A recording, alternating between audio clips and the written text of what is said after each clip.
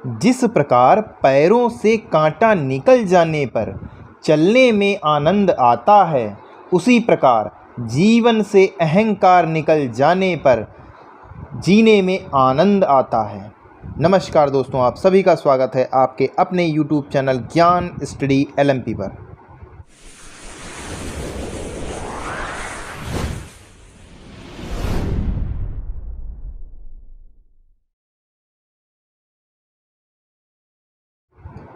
दोस्तों, आज हम लोग यूपी लेखपाल में आने वाले ग्रामीण विकास एवं ग्राम समाज के कुछ और इम्पॉर्टेंट प्रश्न हल करने वाले हैं,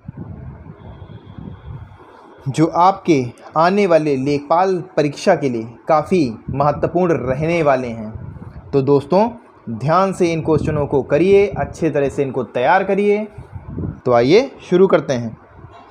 दोस्तों, अगर अभी तक आपने चैनल को सब्सक्राइब नहीं किया है तो चैनल को सब्सक्राइब कर लें और बेल आइकन के बटन को अंडर प्रेस करना ना भूलें, जिससे अगली क्लास की जानकारी आपको मिलती रहे। तो आइए शुरू करते हैं आज की यूपी लेखपाल में आने वाले ग्रामीण विकास व ग्राम समाज की क्लास। आज का पहला प्रश्न है, ग्रामीण समाज के स्थायित्व का कारण निम्न में से कौन सा है? आपके ऑप्शन हैं ए एकल परिवार, बी जजमानी व्यवस्था, सी संयुक्त परिवार, डी कृषक समाज।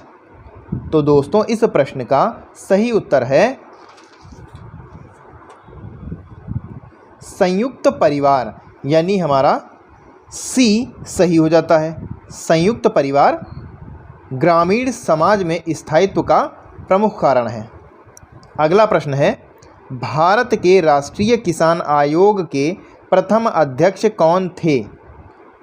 आपके ऑप्शन हैं भारतीय नाथ, बी स्वामीनाथन, सी हरिओम पंवार, डी सुबोध राय। तो दोस्तों, इस प्रश्न का सही उत्तर है भारत के राष्ट्रीय किसान आयोग के प्रथम अध्यक्ष स्वामीनाथन थे, यानी हमारा बी ऑप्शन सही हो जाता है। आइए दोस्तों, अगले प्रश्न पर चलते हैं। अगला प्रश्न है, एक जरीब कितने गज के बराबर होता है? आपके ऑप्शन हैं ए 50, बी 60, सी 22, डी 65। तो दोस्तों, इस प्रश्न का सही उत्तर है ऑप्शन सी 22। एक जरीब 22 गज के बराबर होता है।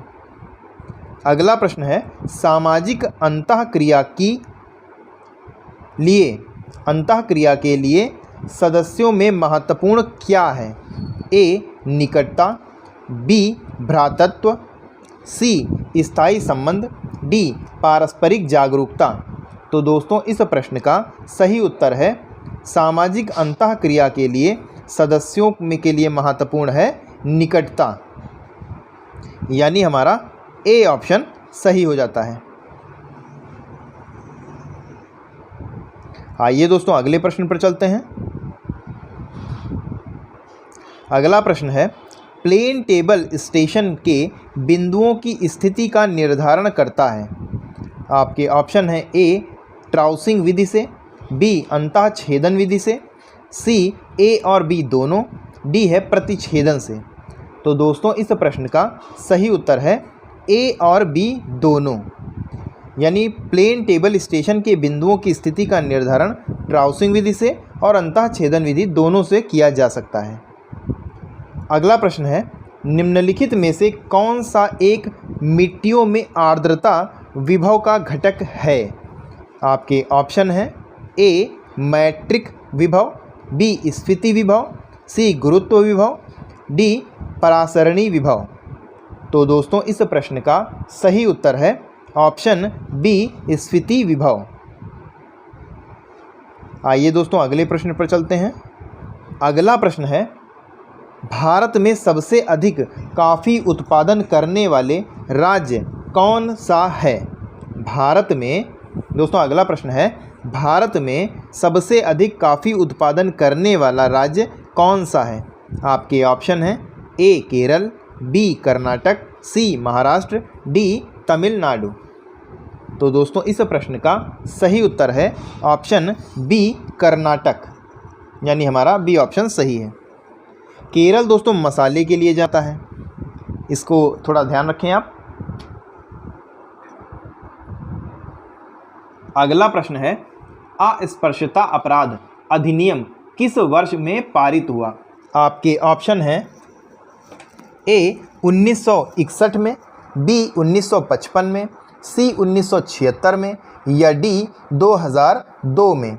तो दोस्तों इस प्रश्न का सही उत्तर है 1955, यानी हमारा बी ऑप्शन सही हो जाता है। अस्पृश्यता अपराध अधिनियम 1955 में पारित हुआ था। आइए दोस्तों अगले प्रश्न पर चलते हैं। अगला प्रश्न है, गिरोजियोन भूमिगत जल निकाय हेतु नाली बनाई जाती हैं। आपके ऑप्शन हैं ए समतल मृदा में, बी पहाड़ी मृदा में, सी असमतल मृदा में, सी असमतल मृदा में, डी इनमें से कोई नहीं।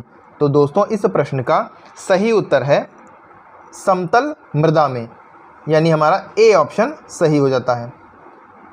अगला प्रश्न है, भारत में कृषि क्षेत्र श्रम शक्ति के कितने प्रतिशत लोगों को प्रत्यक्ष रोजगार प्रदान करता है?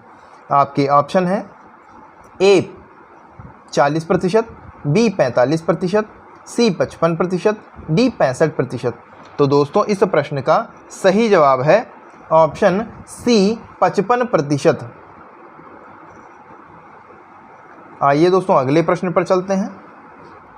अगला प्रश्न है, सर्वेक्षण के लगभग मध्य से गुजरने वाली सबसे अधिक लंबी रेखा को कहते हैं, क्या कहते हैं? ए सर्वे रेखा, बी आधार रेखा, सी प्रमाण रेखा, डी योजक रेखा। तो दोस्तों इस प्रश्न का सही उत्तर है सर्वेक्षण के लगभग मध्य से गुजरने वाली सबसे अधिक लंबी रेखा को आधार रेखा कहते हैं, यानी इस प्रश्न का सही उत्तर हमारा ऑप्शन बी हो जाता है, आधार रेखा।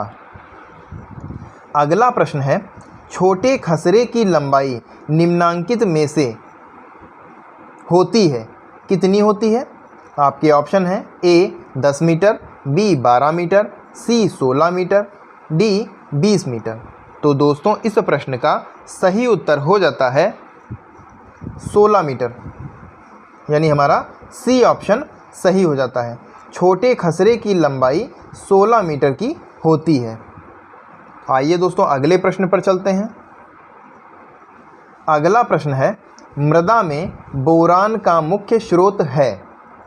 ए हेमेटाइट, बी टूरलेमाइन, सी बायोटाइट, डी उपर्युक्त सभी। तो दोस्तों इस प्रश्न का सही उत्तर हो जाता है मृदा में बोरान का मुख्य स्रोत टूरलेमाइन होता है, यानी हमारा बी ऑप्शन सही हो जाता है। अगला प्रश्न है, डंपी लेवल यंत्र में समतल स्क्रू की संख्या होती है? डंपी लेवल यंत्र में समतल स्क्रू की संख्या होती है, कितनी होती है? आपके ऑप्शन है ए 6, बी 5, सी 4, डी 3 या 4।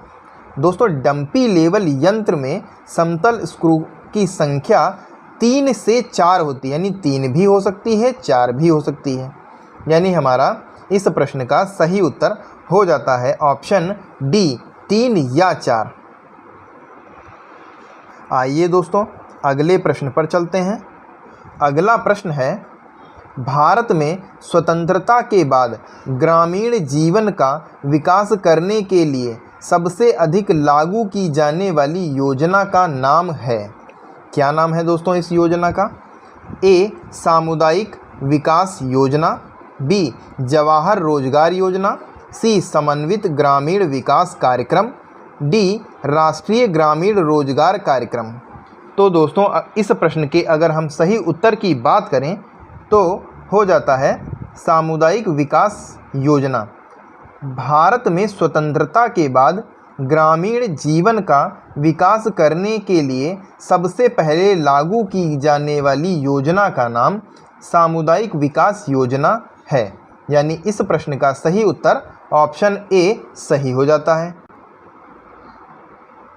दोस्तों आज के लिए बस इतना ही। कैसी लगी आज की क्लास? कमेंट करके ज़रूर बताएं। और अगर क्लास आपको अच्छी लगी है तो वीडियो को लाइक करें। दोस्तों, लेखपाल परीक्षा की तिथि आ चुकी है और हमारा कोर्स भी लगभग पूरा हो चुका है। अब संडे हम आपको प्रैक्टिस सेट करवाने वाले हैं। अब ये प्रैक्टिस सेट हम आपको पूरा चारों ही सब्जेक्ट का एक साथ देते हैं या छोटे छोटे 4 टुकड़ों में देते हैं, ये दोस्तों संडे को आपको पता चल जाएगा। वैसे कमेंट अगर आपको एक साथ चाहिए हो तो कमेंट करके बता सकते हैं, और अगर टुकड़ों में चाहिए हो तो भी आप बता सकते हैं। तो फिर दोस्तों मिलते हैं अगली क्लास में। तब तक के लिए नमस्कार। जय हिंद, जय भारत।